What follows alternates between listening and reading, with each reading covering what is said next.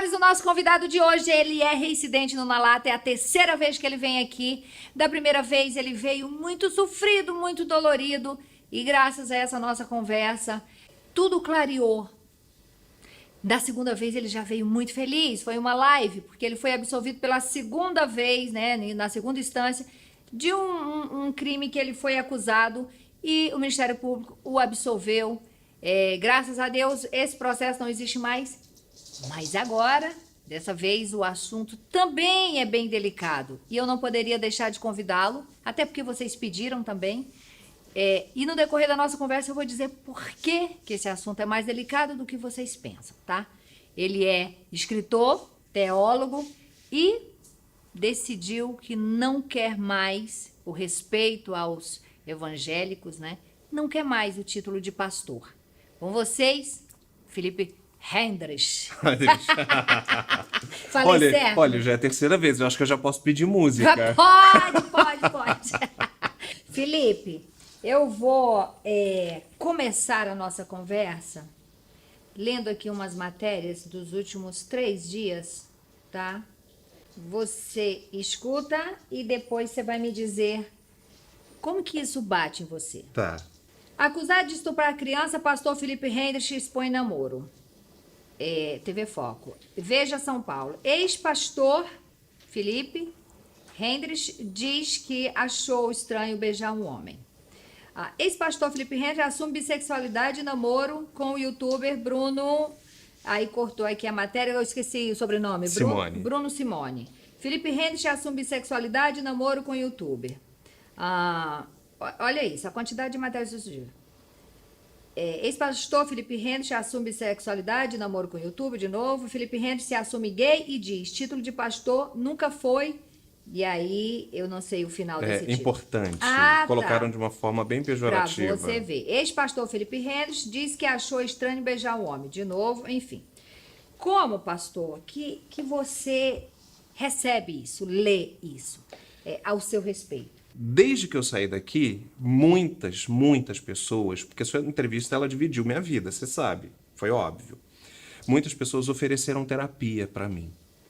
E eu comecei a fazer terapia e psiquiatria, né? Fazer consulta com psiquiatra e comecei a tratar todos esses problemas. Hoje eu já consigo dormir. Ai, que bom. São raras as vezes que eu acordo de madrugada com o interfone. Mas o interfone não está tocando. O interfone está desligado. Mas é a minha mente ainda sofrendo. Então, mas por que o interfone? Tinha um momento? É porque durante o processo de tortura lá no hospício, Sim. Eles colocavam uma televisão chiando no máximo. Aquele som agudo, estridente, uma televisãozinha velha, para que ninguém ouvisse os gritos. Então, aquela tonalidade de som, telefone, interfone, campainha, repete essa tonalidade na mente. Então, eu vejo alguma coisa, eu começo a suar frio, tremer, aí eu lembro da menina que me torturava, entendeu? Que era uma baixinha, eu custei me libertar dela na terapia. Meu Deus. Eu fiquei refém 3 anos, mesmo depois que eu saí, de uma mulher de 1,5 m, porque era ela que fazia as torturas, ela que comandava tudo. Então, assim, quando me libertou, muita pastor, coisa mudou. Essa gente não está sendo processada, está respondendo por isso? Tá. São gente muito poderosa. Inclusive, o meu psiquiatra fala, olha, cuidado, porque é só a rede de clínicas psiquiátricas mais famosa do Brasil. Meu Deus. Eles têm laços dados em tudo quanto é estado. Então, assim, você está mexendo com um peixe muito grande. É por isso que está demorando tanto. Mas está andando e todos eles estão citados. A gente apresentou filmagens, telefones, laudos, fotos, exames. Eles colhiam o meu sangue com drogas, entendeu? Então a gente tem tudo isso que eu consegui com o laboratório, entendeu? Cheio de droga no organismo. Como que eu recebi essas notícias? Sim. Então, eu me preparei. E depois de tudo que eu passei, Antônia, 2 pessoas eram importantes para mim. Minha mãe e meus irmãos. Se o mundo virasse as costas, não vou dizer que não doeria. Porque dói. Machuca. Mas, quando viraram as costas a primeira vez, os meus irmãos e minha mãe ficaram do meu lado. só eles eram importantes nesse momento. Então, antes de eu contar, eu liguei para eles. Eu liguei para o Pedro e para o Jonas e falei, como a gente diz lá na roça, né? Oi, irmão, tudo bem? Como é que vai? Beleza? Tá não sei o quê? Tá namorando? Não sei o quê? Ah, esqueci de contar um negócio, virei viado. Não era nem viado, era assim, eu tô Sim. descobrindo com uma coisa e tal. Mas na roça, não é assim que se fala, Sim. entendeu? E aí meu irmão, é muito engraçado que meu irmão ficou quieto e falou assim, é sério? Tu é viado mesmo? Aí eu falei, você me ama? Ele, meu irmão, diante do que você passou, se você quisesse entrar com um poste no casamento, eu levaria o poste. E eu falei, eu preciso de ajuda com a mãe. E ele falou, a mãe não desconfia, não. Aí eu falei, mentira, é óbvio que a mãe desconfia. A mãe tem um monte de burburinho, a mãe conhece o filho, a mãe desconfia. Ele fala, a mãe não desconfia, não. E aí eu liguei pra minha mãe. Mãe, tá saindo livro, mãe, não sei o quê, mãe, tô assinando com um filme, mãe, virei viado. Eu não tinha como falar. Eu não, sabe, eu não queria. Eu queria dar de supetão. E quase que a mulher infartou do outro lado, óbvio. Ela ficou meia hora em silêncio. E aí depois ela disse, ô meu filho, sabe que é difícil aqui na roça, né? Oh, meu Deus. A gente já passou tanta coisa, não quero que você sofre, não. E aí eu não sabia o que dizer. E aí eu falei, ah, mãe, depois eu ligo pra senhora. Qual é o nome dela? Nerli. Ô, dona Nerli. Mas hoje Ai, já tá que bem. É, Hoje que já tá dá bem. tudo certo, Ela né? acha que eu ainda vou sofrer muito por causa disso. Eu não sabia que a comunidade LGBT sofria o que eu tô sofrendo. Eu não fazia ideia, que é absurdo. Mas ela falou, você vai sofrer muito. E aí, pastor, eu quero lhe perguntar uma coisa. A pastora Bianca, quando você assumiu a sua bissexualidade, ela mencionou algo a respeito de você ter... Ah, eu não disse que ele fez isso com meu filho porque ele era gay? Aconteceu isso? Então, oficialmente, ela não fez porque ela não pode fazer. Ela é impedida pela justiça de citar meu nome, falar sobre mim, se aproximar, chegar perto da minha família, porque o Ministério Público viu que ela é uma pessoa tão perigosa e fez tanta maldade que eles concederam tutela de urgência antes do término do processo. Só para você ter ideia da quantidade de maldade que ela fez. Então, ela não fez isso, mas o que ela fez? Todas as pessoas que chegavam nos comentários dela e diziam assim, ah, então você estava certa, realmente ele era Eu um vi muitos pedófilo e não comentários sei do o tipo, me quê. perdoa, pastora, por não ter acreditado em você. O que uma coisa Ele tem a era ver um com a outra? pedófilo mesmo, não sei o quê. Então, o que ela fazia? Ela printava esses comentários e colocava nos stories dela. Olha, Então, de certa ela forma, está ela corroborando está com... corroborando, ela está afrontando a justiça. E isso aí, os advogados, eles escorreu o veneno de vontade de ir atrás. Agora, pastor, é uma pergunta minha. Tá, Você foi absolvido tá. Dá até medo quando ela fala isso. em 29 de setembro. Você veio, a gente fez uma live 30 de setembro. Você estava comemorando. Você foi absolvido na segunda instância por essa acusação. 6 meses depois, você assume que você está namorando um outro rapaz. A pergunta é, você não se precipitou? Então, Você não pensou que o seu lombo ainda está muito dolorido para você tomar mais porrada? Foi paixão que te levou a fazer isso? Porque não tem... assim, eu vi você dizendo, eu não consigo mentir. Não é omitir, não é mentir, é só Se espera a hora preservar. certa. Não, espera a hora certa. Então, Está muito fresco na mente Eu das sei, pessoas. eu Pedir que as pessoas sei. entendam isso também já é difícil, é é difícil. difícil. E eu entendo as pessoas que vêm criticar e que começam a misturar as coisas.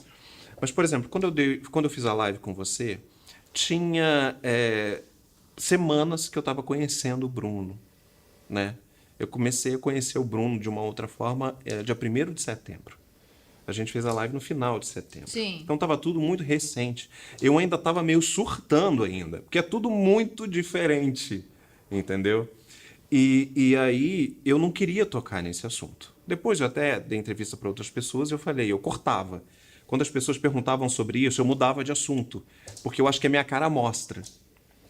Só que eu lancei um livro agora, Encontro Marcado, está na pré-venda, falando sobre pessoas que foram abandonadas, jogadas fora pela sociedade, pela família e pela religião, porque os seus pecados eram diferentes daqueles pecados que são aceitos normalmente. E eu lancei esse livro. E o livro, em semanas, explodiu de venda. E aí eu comecei a me sentir culpado. Por quê? Mas uma coisa não tem nada, Vitor. Mas não adianta, vai colocar isso na minha cabeça. Eu falei, se daqui a 6 meses eu disser, olha só, no entanto que eu reincidi o contrato com uma outra editora, que tinha um livro gospel, eu falei, olha só, eu me assumi bi, não precisa lançar meu livro. Uma outra editora, que o livro já estava pronto, livro Um Caso de Família. E aí eu virei para as pessoas e falei assim, olha, eu não quero que amanhã essas pessoas, porque eu nunca enriqueci às custas de igreja, às custas de dízimo. Eu sempre tive o meu dinheiro. Não tenho agora, porque a outra roubou. Mas eu não quero que amanhã ou depois as pessoas que investiram no meu material, mesmo se elas forem abençoadas ou não, elas digam assim, ele esperou vender para depois vir dizer que era bi. Ou seja, ele nos explorou. Eu não queria isso. Então, se eu tiver que alguém Você perder... criou isso na sua cabeça, né? Porque a história do livro, você está ajudando pessoas, você está contando histórias. Então, mas eu quero que as pessoas te aceitem aceitem assim. e comprem seu o livro assim. Entendi. sabendo que a minha teologia, o que eu acredito, eu estou apresentando Jesus. E eu não estou dizendo lá que isso é pecado e aquilo é pecado. Eu só estou dizendo como Jesus lida com essas pessoas que são excluídas. Se você quiser comprar pelo Felipe, independente de quem o Felipe está se deitando, ok. E você sentiu o quê? Depois de assumir, deu uma travada nas vendas ou continua vendendo? Depois que eu assumi, como está na pré-venda, a gente faz todo um balanceamento. Em um dia houve 100 cancelamentos. Em um dia. 100 cancelamentos. Só para você ter uma ideia. E livro não é uma coisa que se vende muito fácil. Não. Entendeu? Eu era best-seller, mas no Brasil eu era best-seller, acho que eu tinha vendido 100 mil livros. Mas no Brasil, de 6 a 10 mil livros vendidos, você é considerado best-seller. Só para você ter uma ideia. Nos Estados Unidos é 1 milhão. Sim. Mas aqui é de 6 a 10 mil. Então, assim, num dia só, eu tive 100 cancelamentos. Mas cada pessoa... Isso doeu. A minha editora falou, não se preocupa, a gente ama você, a gente está com você. Mas a gente quer puxar a sua orelha. Porque tem custo.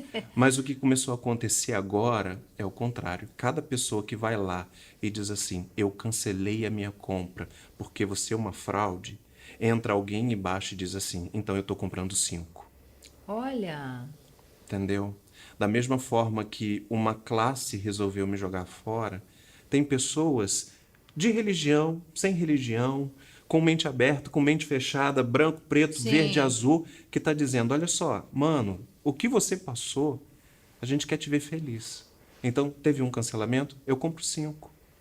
Se vou usar, se vou dar, se vou distribuir, tá. Então, Uma coisa é fato, os gays são unidos. Pastor, quando você assumiu seu namoro com o Bruno, me chamou a atenção uma coisa e que eu falei, o pastor deve estar muito apaixonado e não pensou. É aquela coisa, a hora de calar, a hora de falar, né? Porque uma das acusações que a pastora Bianca Toledo fazia contra você é que você ficava na internet, inclusive ela veio no meu canal e falou isso, é que você ficava cantando meninos, né, assediando meninos, inclusive menores de idade, pela internet. E aí, 6 meses depois de ser absolvido, você assume a sua bissexualidade. Não passou em nenhum momento pela sua cabeça que isso pudesse confundir as pessoas em relação a essa acusação da Bianca? Então, passou. Por quê? Porque as pessoas acabam esquecendo a história. Mas, por exemplo, muita gente acreditou que nós não tínhamos conjunção carnal, que a gente não tinha feito sexo durante o casamento. No entanto, tem inúmeras declarações dela na internet dizendo o quanto eu chegava junto, o quanto era ela satisfeita. Pastora pode falar essas coisas? Pode, né? É, porque as pessoas perguntavam como que é. A gente tinha um programa sobre casais. Ah, tá. Então as pessoas perguntavam assim, como é que é a vida de vocês? E aí ela falava assim, eu estou plenamente satisfeita. Olha. Entendeu? Então, assim, aí depois ela vem, a gente nunca transou. Quando ela pediu anulação do casamento, eu só levei esse vídeo pro juiz. O juiz começou a rir. Segundo, pode perguntar a qualquer pessoa que trabalha aqui no hospital, aqui do lado, Barra-Dor. Quantos exames de gravidez nós fizemos durante o período que foi casado? Peraí, se não tinha conjunção carnal, de quem ela estava grávida? E mais ainda. Desconfiava que estava grávida? Desconfiava, e ela ficava com medo de engravidar por causa do problema e tal. E aí, então, peraí, de quem ela estava grávida? Mas se não era meu e eu ia acompanhar, se eu não transo com ela e ela tá grávida, tem alguma coisa errada. Os dois são dois. Então não bate, não bate. Então, assim, mesmo assim, muita gente acreditou. E aí, quando eu assumi a bissexualidade, por que eu falo bissexualidade e não homossexualidade? Porque eu tô me descobrindo com o Bruno. Sim. Se... Mas a vida inteira você se relacionou com mulheres. Meninas. Tem inúmeras Uhum. namoradas minhas aí e tal. Então, se por exemplo, eu namoro para casar. Eu sou romântico. Eu sou assim. Mas se não der certo e depois de amanhã eu me apaixonar por uma mulher, eu não quero fechar a questão. Entendeu? Porque eu fui muito satisfeito durante o meu casamento. Até os últimos dias descobri que tudo era uma farsa.